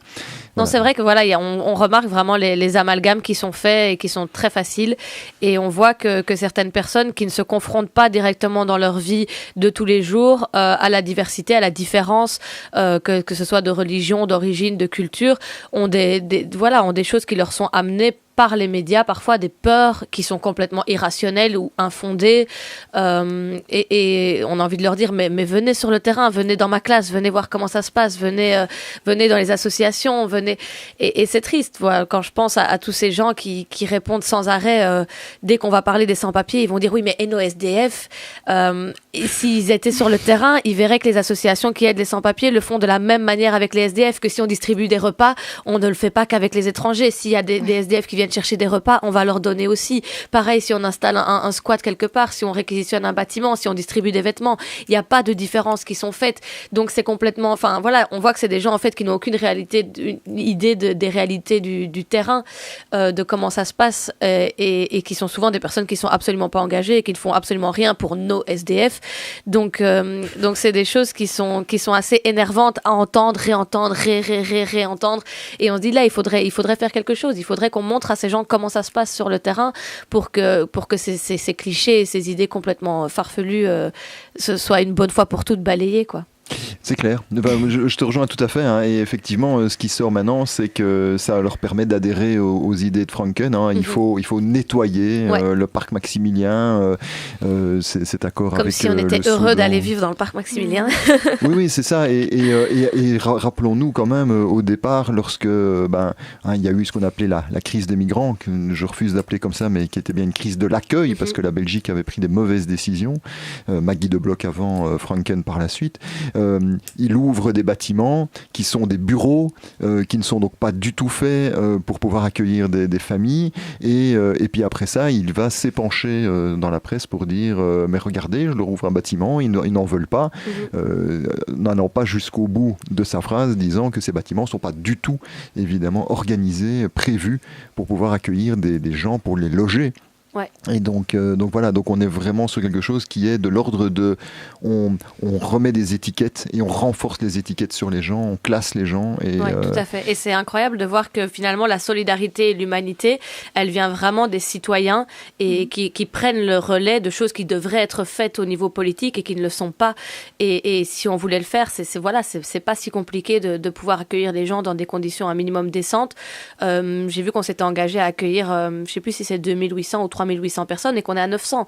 Donc on ne fait pas les efforts nécessaires pour, et c'est vraiment les citoyens qui prennent le relais. Et là, au parc Maximilien, j'étais allée passer pas mal de temps. C'est incroyable de voir comment ça s'est organisé. Les lieux, donc il y avait des endroits où ils pouvaient prendre des cours de français, des lieux où on distribuait des vêtements, où on distribuait à manger, et les gens arrivaient à porter des choses.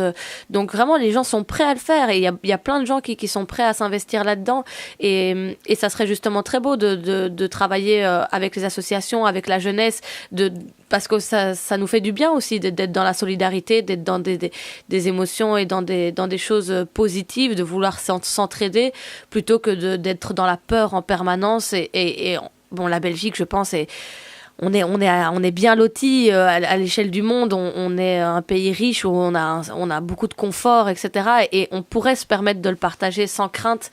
Et c'est triste d'être en permanence comme ça dans la peur, et de voir que les politiciens et certains médias sont en train tout le temps d'entretenir cette peur qui est, pour moi, complètement irrationnelle.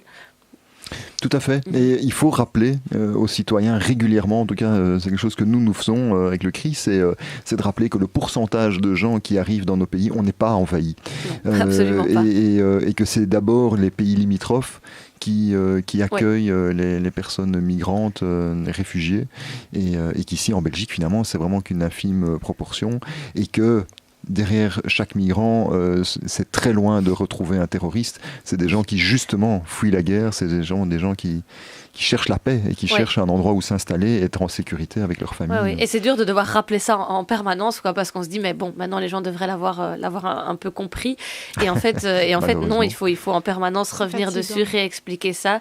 Et c'est assez dommage, mais voilà, moi en même temps, je préfère me concentrer sur le positif plutôt que sur le négatif, et me dire il y a des gens qui se sentent concernés, il y a des gens qui tirent la sonnette d'alarme, qui réagissent, qui essayent de trouver des solutions, et je me dis voilà, je préfère me concentrer sur ces personnes-là plutôt que sur celles qui refusent de voir la réalité et qui s'en fabriquent une autre dans laquelle il y a les Belges pure souche, et puis il y a les autres qui veulent nous envahir. Moi, c'est pas la réalité dans laquelle je vis, et c'est pas ce que je vois tous les jours. Tu vas coucher tout ça dans des textes ? Bien sûr, non, je vais continuer à parler de tout ça. Et c'est vrai que parfois, il y a tellement de choses dans l'actualité que... Oui, on ne sait plus par qui vous prendre. Exactement. Mais c'est certain que c'est en même temps... grâce à eux, j'ai de l'inspiration et de la matière en permanence. Patrick, je vois l'heure qui avance tout doucement. Je me dis, tiens, est-ce que ce serait pas le moment de passer à la dernière rubrique ? Oui. Eh ben, écoute, c'est une excellente idée. Joy, on t'a préparé un petit jeu. Ok. On va découvrir tout ça.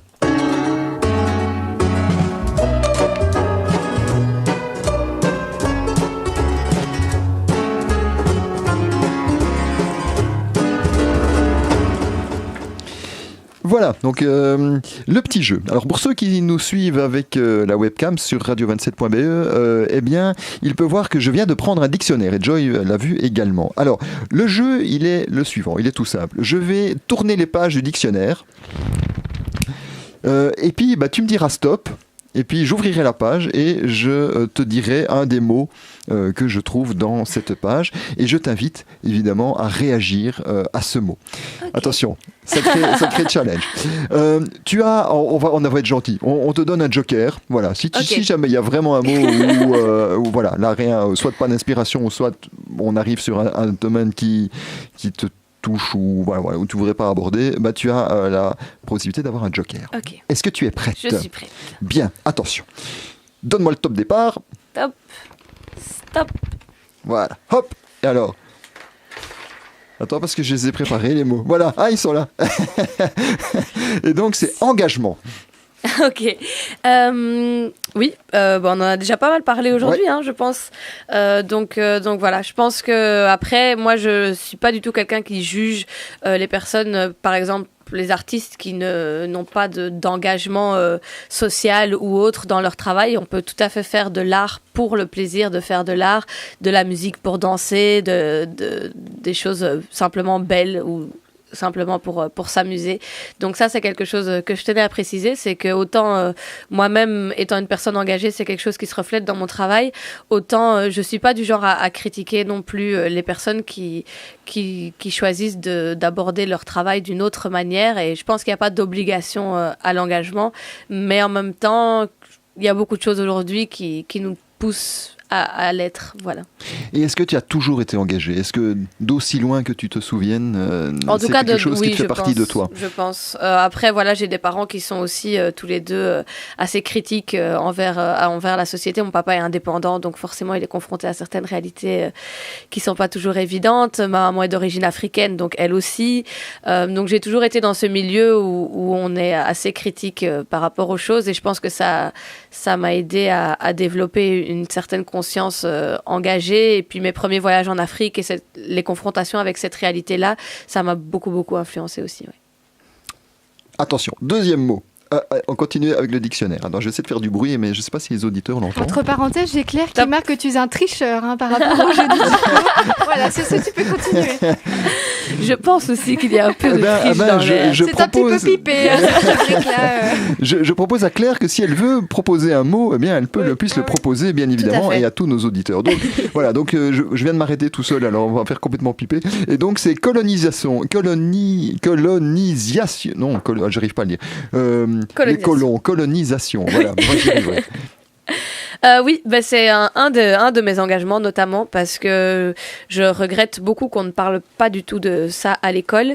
Et donc voilà, ça fait partie des thématiques. Moi, je trouve qu'on devrait vraiment enseigner une histoire qui soit plus une histoire mondiale et internationale, et que c'est pas du tout le cas actuellement. Donc moi, par exemple, j'avais fait mon mémoire sur le génocide du Rwanda, et j'avais fait une enquête, et j'avais vu qu'en fait, la grosse majorité des étudiants quittaient le secondaire en n'ayant parlé que d'un seul génocide, c'est celui de la Shoah et des Juifs en 40-45, et qui n'avaient pas forcément conscience qu'il y avait eu d'autres génocides dans le monde à d'autres époques. Et donc je me dis, mais comment est-ce qu'on peut quitter l'école à 18 ans sans avoir ne serait-ce qu'une idée de ces réalités-là ?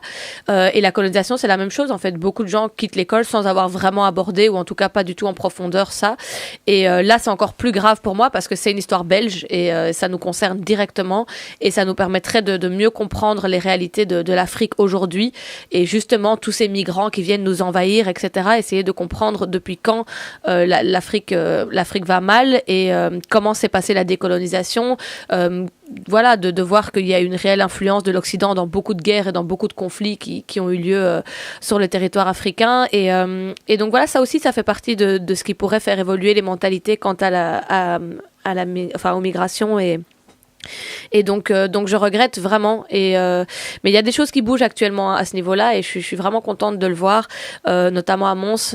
Ils ont décidé de mettre une plaque commémorative il y a tout le combat autour de Lumumba, il y a voilà toute cette question aussi autour de la statue de Léopold, autour des noms des rues de Bruxelles, parce que c'est vraiment incroyable de voir qu'il y a énormément de rues à Bruxelles qui sont nommées avec des noms de personnes qui ont eu des rôles dans la colonisation, et beaucoup de gens ne le savent pas.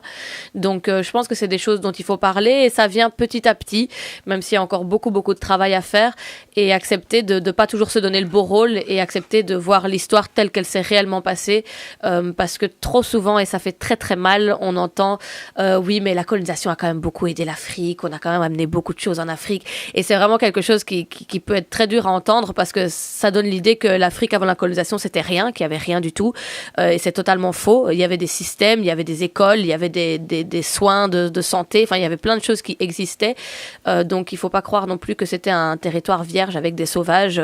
Moi par exemple, ma famille vient du Burundi. Au Burundi il y avait un roi, il y avait des seigneurs, il y avait toute une politique, il y avait une justice, il y avait plein de choses qui étaient organisées, et ça a été une vraie perte de repères complète dans la société. Donc voilà, je pense que c'est des thématiques dont il faut absolument parler, et parler à l'école. Donc voilà, j'ai un texte qui s'appelle Génération Lumumba, et c'est quelque chose qui revient régulièrement dans mes textes, parce que ça me concerne tout simplement. Et est-ce que l'Afrique va va pouvoir, aujourd'hui, elle vit mal, c'est quand même difficile. Est-ce qu'elle va pouvoir s'en sortir ?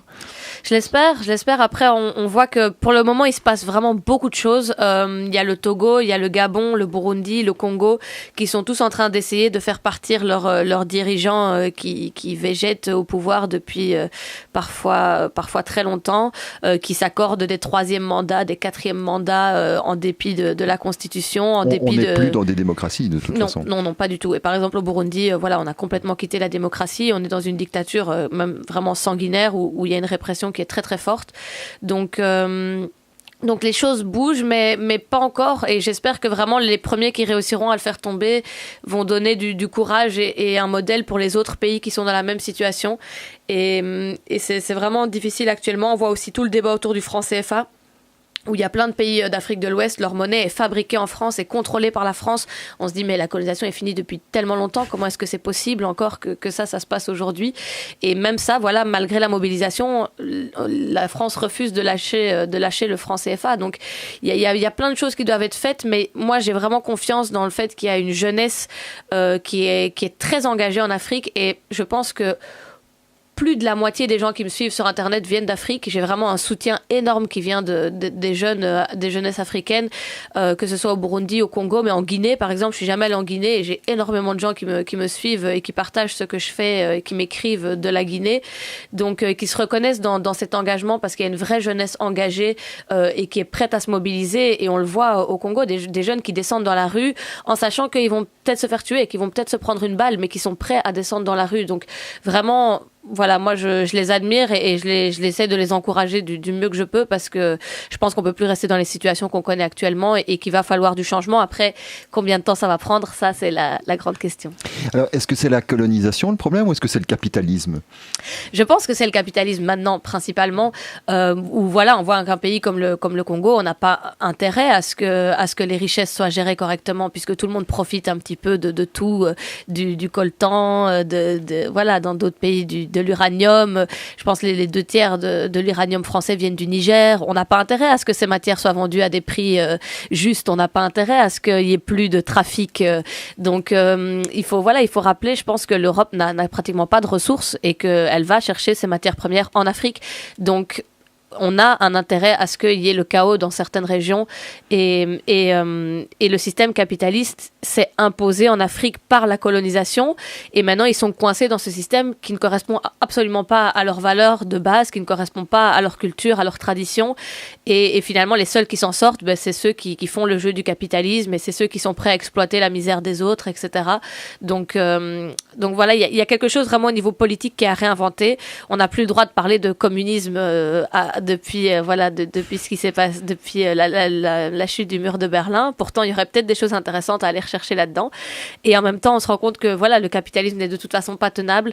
Alors la question, c'est est-ce qu'il faudra aller jusqu'au bout de cette logique capitaliste et que tout finisse par s'effondrer parce qu'il y aura plus de ressources, parce qu'il y aura plus de pétrole, etc.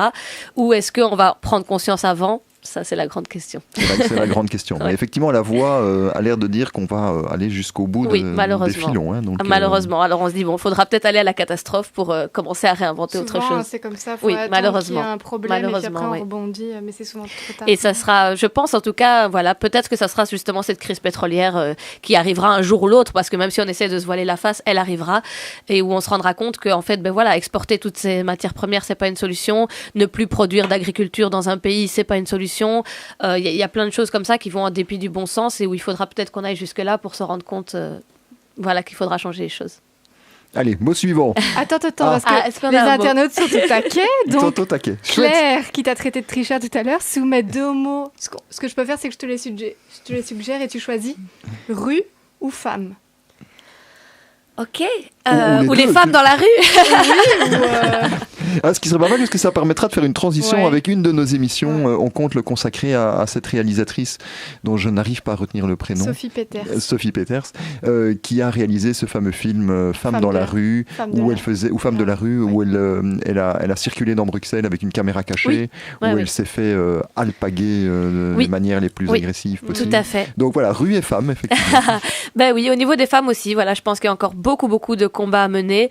Je pense que, moi, je suis féministe. Après, je suis pour un féminisme qui englobe toutes les femmes, toutes les réalités, pas pour un féminisme qui nous dit comment nous habiller, comment parler, comment travailler, comment. Je pense que voilà, il faut pas. Je veux pas d'un féminisme qui exclut, par exemple, les femmes voilées en pensant que c'est forcément de la soumission à l'homme, comme certains féminismes peuvent le faire. Je pense qu'on n'a pas de leçons à se donner, qu'on a plutôt à apprendre les unes des autres. Et voilà, il y a encore beaucoup de choses qui doivent être faites à ce niveau-là et au niveau du machisme ordinaire et qu'on constate tous les jours. Et que ce soit le harcèlement de rue qui est un vrai problème et qui, encore une fois, n'est pas pris au sérieux du tout par nos politiques.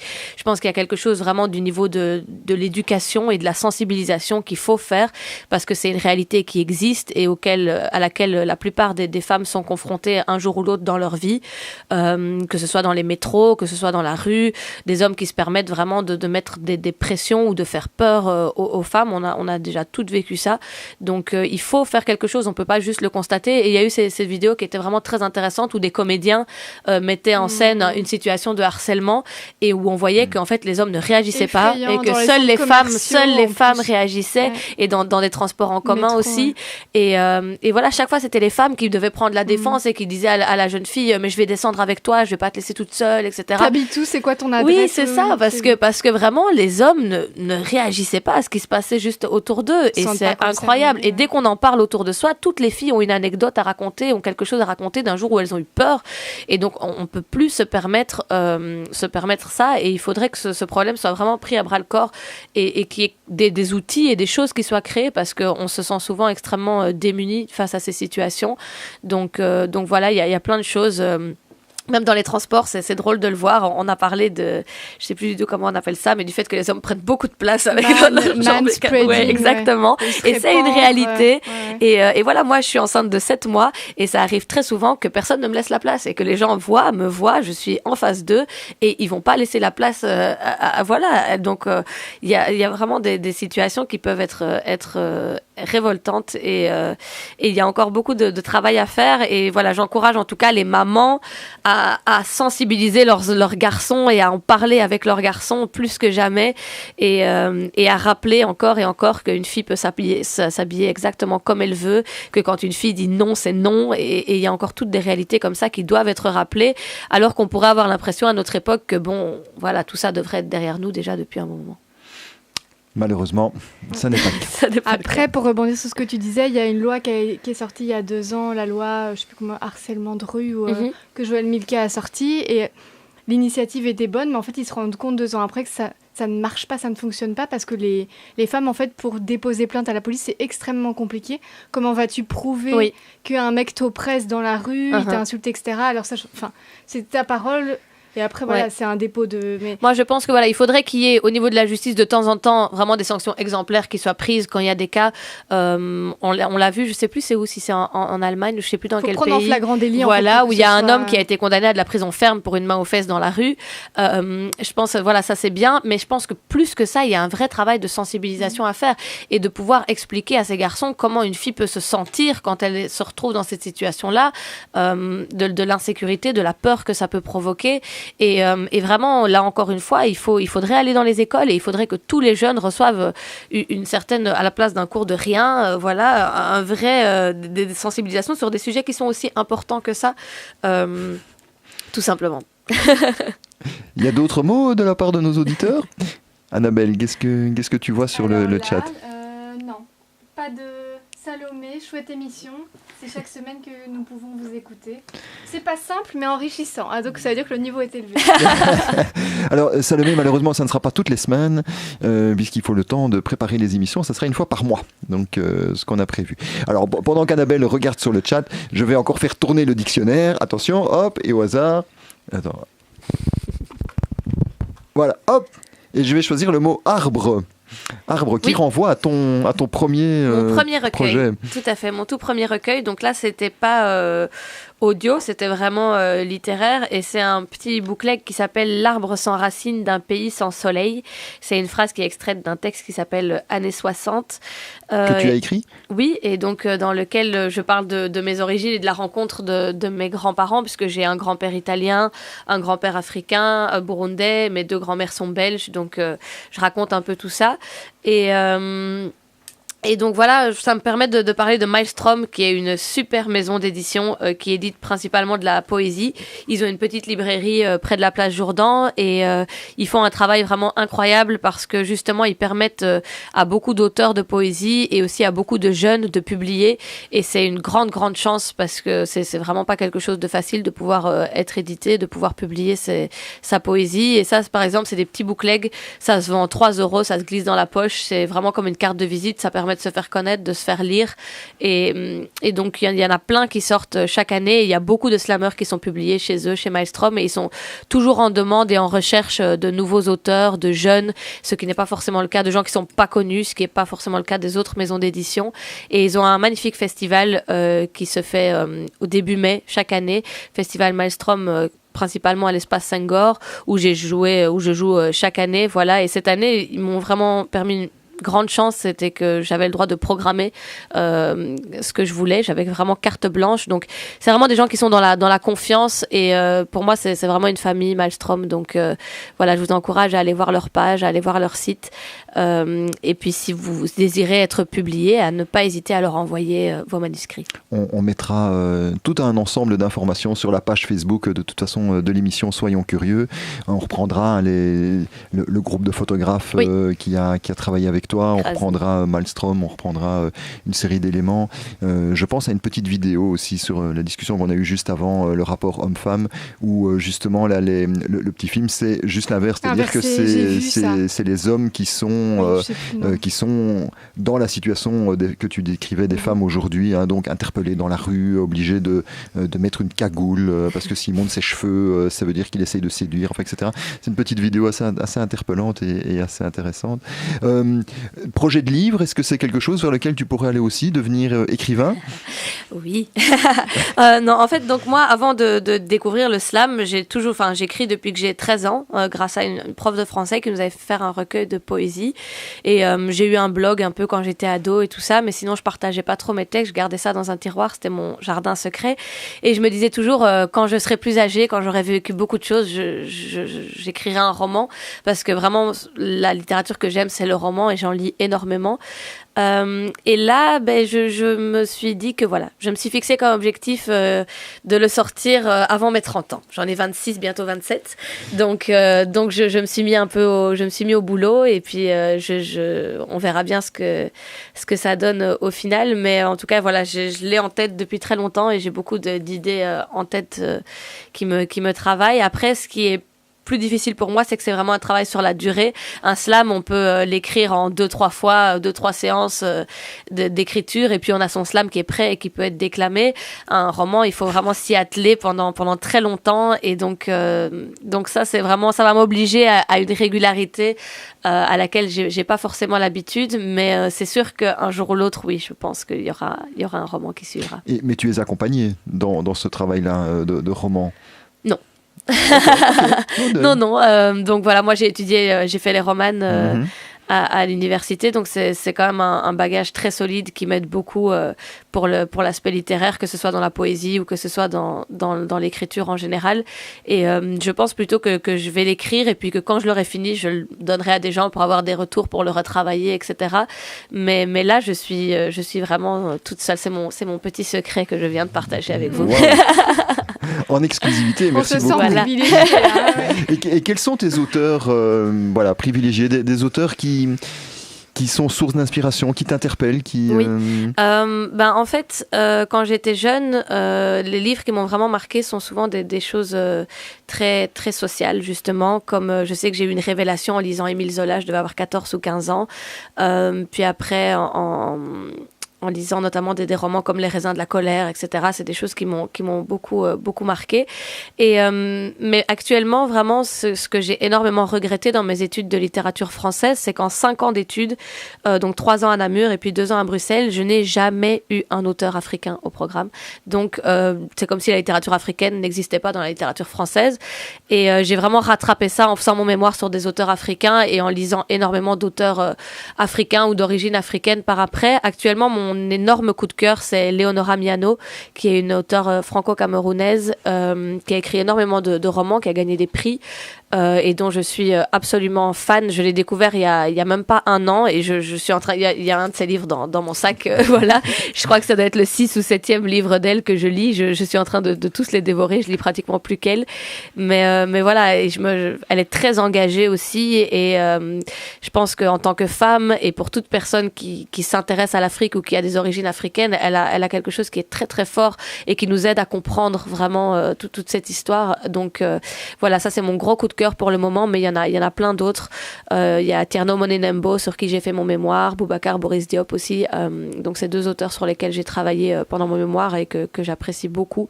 Donc voilà, les auteurs haïtiens aussi, comme Dalila Ferrière, dont je suis très très friande, Alain Mabonkou et le bruxellois que je connais très bien, Jean Boffan aussi.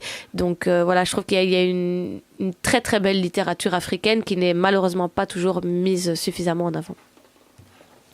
J'en ai encore des mots. Parce qu'Annabelle et moi, on a travaillé. Hein, donc, en fait, donc, il va falloir que je trouve le moyen de faire du bruit avec ce dictionnaire. Voilà, hop. Et donc le mot voyage. Oui, ça c'est essentiel. En fait, c'est mes 2 grandes passions dans la vie, c'est l'écriture et les voyages. Et donc, quand le slam ou l'écriture me permettent de voyager, alors là, je suis au paradis. C'est le summum. Donc, comme ça a été le cas, je suis allée 2 fois à Madagascar. J'ai un vrai public là-bas qui me suit et que, voilà, vraiment, je suis super touchée quand j'y vais. Les jeunes me connaissent, me demandent de faire des photos avec eux, etc. C'est toujours très impressionnant. Je suis allée à La Réunion aussi, où j'ai donné des ateliers, où j'ai fait un concert grâce à une association là-bas qui s'appelle Slam La Cour, et j'ai été super bien accueillie. Je suis allée au Québec pour le Salon du Livre. En octobre, je serai à Francfort aussi pour le Salon du Livre. Donc voilà, je fais des voyages aussi évidemment en dehors du slam. Je suis allée au Burundi évidemment plusieurs fois puisque j'y ai de la famille. Pour le moment, je peux plus y aller à cause de la situation sur place. Je suis allée à Kinshasa, au Mexique, en Jamaïque. Enfin voilà, donc moi c'est vraiment une passion et c'est pour moi le meilleur moyen, voilà, de faire le vide, de se retrouver, de se reposer les bonnes questions, de s'éloigner de toutes les sources de tension, de stress quotidienne et de remettre les choses à plat. Et puis évidemment aussi une très très grande source d'inspiration. Chouette. Alors, je me tourne vers Annabelle qui réagit sur le chat et la page Facebook. Est-ce qu'il y a des choses intéressantes à nous dire ? Mais Claire, en fait, nous dit qu'elle aimerait bien avoir les références de cet auteur. Donc, je suppose que tu parles de Léonora Miano. Je pense que ça doit être elle. Oui. Et ben donc, comme je dis, on mettra les références juste après l'émission. Mais voilà, je lui conseille en tout cas Crépuscule du tourment, La saison de l'ombre, voilà, qui sont des ouvrages magnifiques et vraiment une plume à découvrir. Super, merci. Bien. Voilà, un moment riche. On arrive tout doucement à la fin de notre émission Soyons curieux.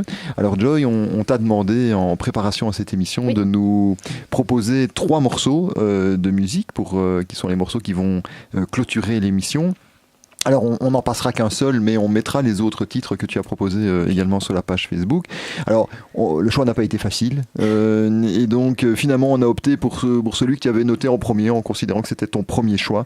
Et donc, c'est Gaël Faye. Tu en as parlé tout à l'heure. Oui. C'est qui, Gaël Faye ? Gaël Faye. Alors, il est extrêmement important pour moi parce qu'en fait, c'est en le découvrant que j'ai eu envie de monter sur scène. Donc, que j'ai vu qu'on disait que c'était du slam, et donc je me suis mise à taper slam, à faire des recherches, à voir c'était quoi le slam.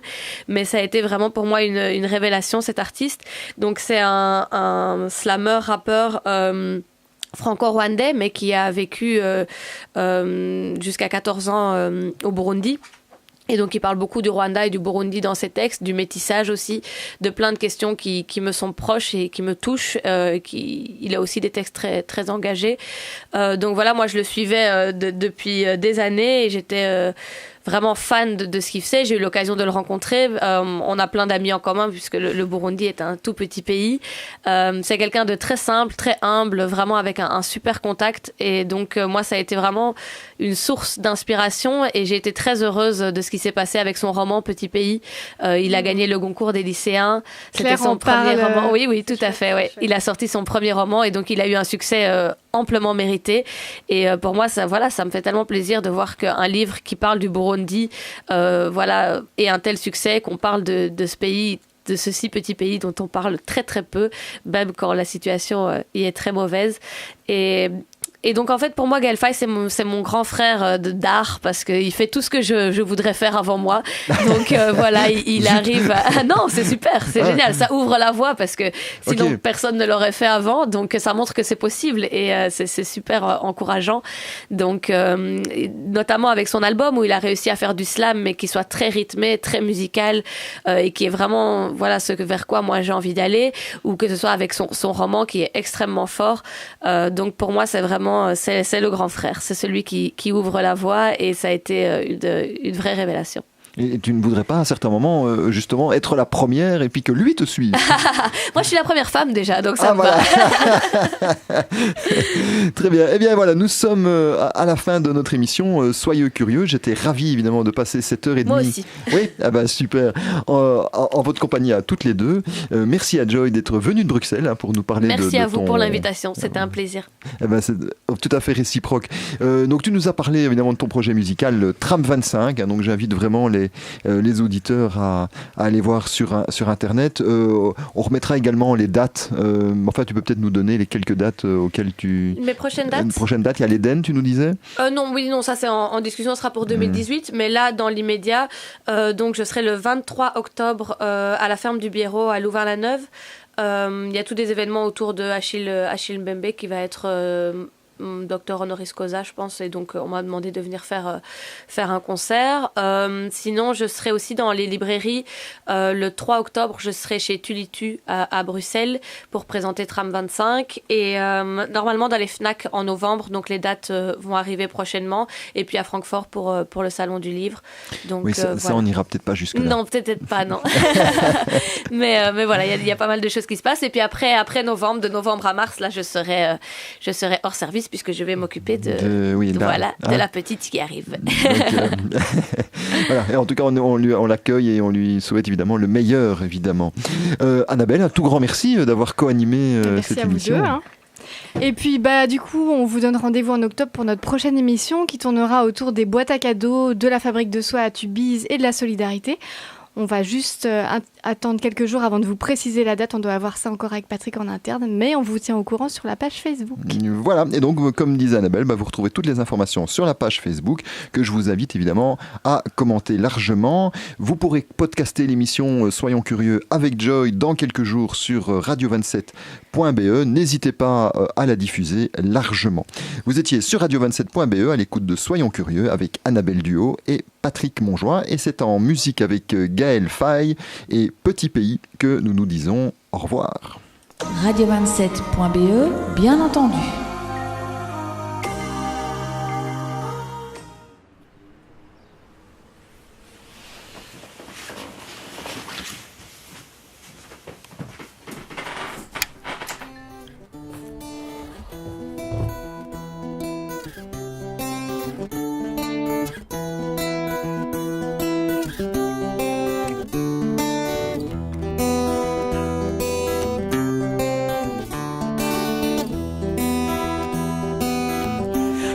Gatoyi gahugu kaniniya warapfunwe ntiwapfuye waragowe ntiwagoka gahugu gatoyi gahugu kaniniya. Une feuille et un stylo apaisent mes délires d'insomniaque. Loin dans mon exil, petit pays d'Afrique des grands lacs. Remémorer ma vie naguère avant la guerre, rapatriement pour me rappeler mes sensations sans rapatriement. Petit pays, je t'envoie cette carte postale, ma rose, mon pétale, mon cristal, ma terre natale. Ça fait longtemps les jardins de Bougainvilliers, souvenirs enfermés dans la poussière d'un bouquin plié. Sous le soleil, les toits de tôle scintillent, les paysans défrichent la terre en mettant le feu sur des brindilles. Voyez mon existence avait bien commencé, j'aimerais recommencer depuis le début, mais tu sais comment c'est. Et nous voilà perdus dans les rues de Saint-Denis. Avant qu'on soit sénile, on ira vivre à Guissény. On fera trembler le sol comme les grondements de nos volcans. Alors petit pays, loin de la guerre, on s'envole quand Gaugu gatoyi, gaugu kaniniya, warapun weni wapuye, warago weni wagoka, gaugu gatoyi, gaugu kaniniya. Petit bout d'Afrique, perché en altitude, je doute de mes amours, tu resteras ma certitude. Réputation, recouverte d'un linceul. Petit pays, pendant 3 mois, tout le monde t'a laissé seul. J'avoue, j'ai plaidé coupable de voyir quand tous les projecteurs étaient tournés vers le Zaïre. Il fallait reconstruire mon petit pays sur des ossements, des fosses communes et puis nos cauchemars incessants. Petit pays, te faire sourire sera ma rédemption. Je t'offrirai ma vie, à commencer par cette chanson. L'écriture m'a soigné. Quand je partais en vrille, seulement laisse-moi pleurer quand arrivera ce maudit mois d'avril. Tu m'as appris le pardon pour que je fasse peau neuve, petit pays. Dans l'ombre, le diable continue ses manœuvres. Tu veux vivre malgré les cauchemars qui te hantent. Je suis semence d'exil, d'un résidu d'étoiles filantes. Gaugu gatoyi, gaugu kaniniya, warapun weni wapuye, warago weni wagoka, gaugu gatoyi, gaugu kaniniya. Un soir d'amertume, entre le suicide et le meurtre, j'ai gribouillé ces quelques phrases de la pointe neutre de mon feutre. J'ai passé l'âge des pamphlets quand on s'encanaille. Je connais que l'amour et la crainte que celui-ci s'en aille. J'ai rêvé trop longtemps de silence et d'aurore boréale. À force d'être trop sage, je me suis pendu avec mon auréole. J'ai gribouillé des textes pour m'expliquer mes peines. Bujumbura, t'es ma luciole dans mon errance européenne. Je suis né il y a longtemps, un mois d'août. Et depuis, dans ma tête, c'est tous les jours la saison des doutes. Je me navre et je cherche un havre de paix.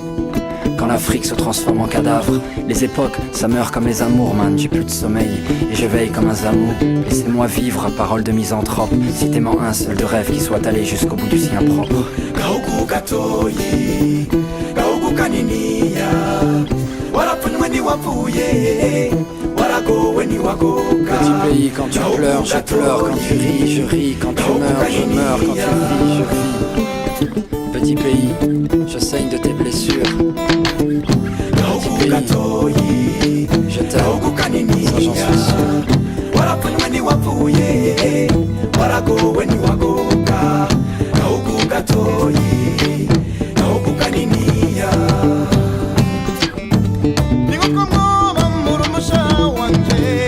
Gaugu gatoyi, gaugu kaniniya. Warapun weni wapuye, warago weni wagoka, gaugu gatoyi, gaugu kaniniya.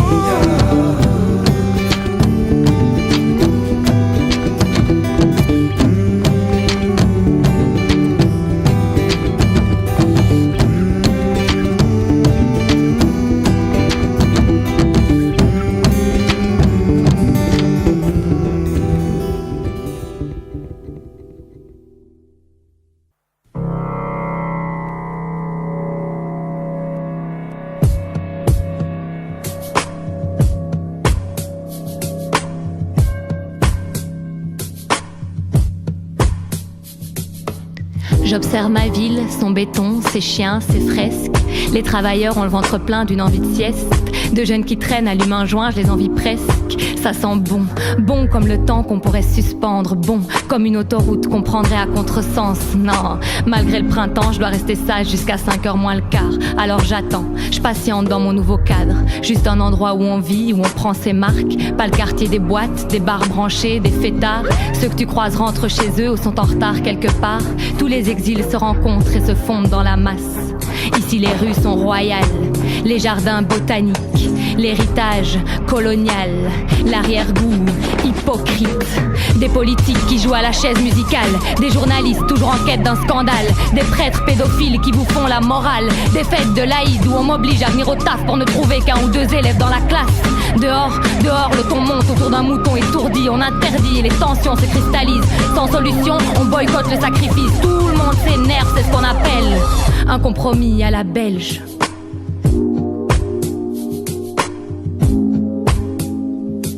Mon pays n'est pas que plat, il est immobile.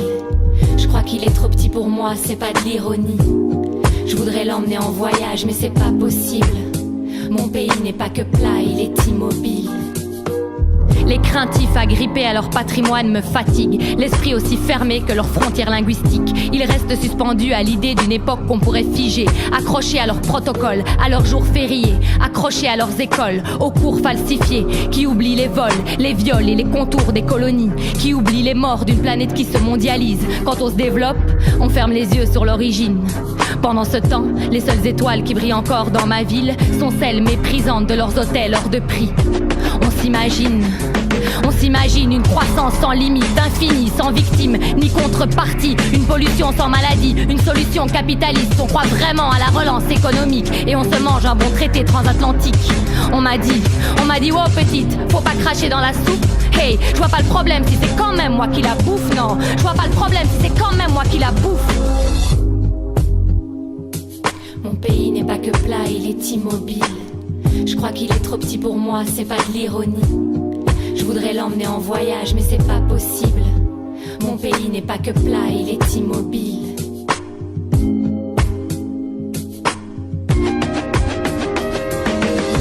Mon pays est plein d'artistes surdoués et de rêveurs qui rament. De gens qui ont cru mourir noyés sous une tonne de paperasse.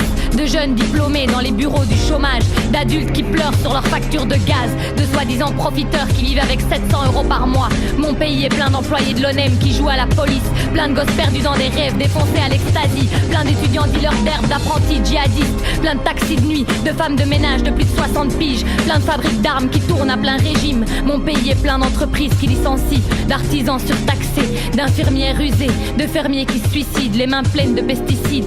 De profs dépressifs, de fonctionnaires alcooliques, de lenteurs en justice, d'erreurs sous le tapis, de prisons toujours plus maxi pour encore moins de psy, de noms de famille qu'on discrimine, de télé toujours plus conne, de riches toujours plus riches, de pervers dans les écoles, de mamans dans les vitrines. Bienvenue en Belgique, pays de la pluie et des frites. On a tous perdu le sens, perdu le fil. On ne compte plus les pots cassés, on les empile. Bienvenue en Belgique.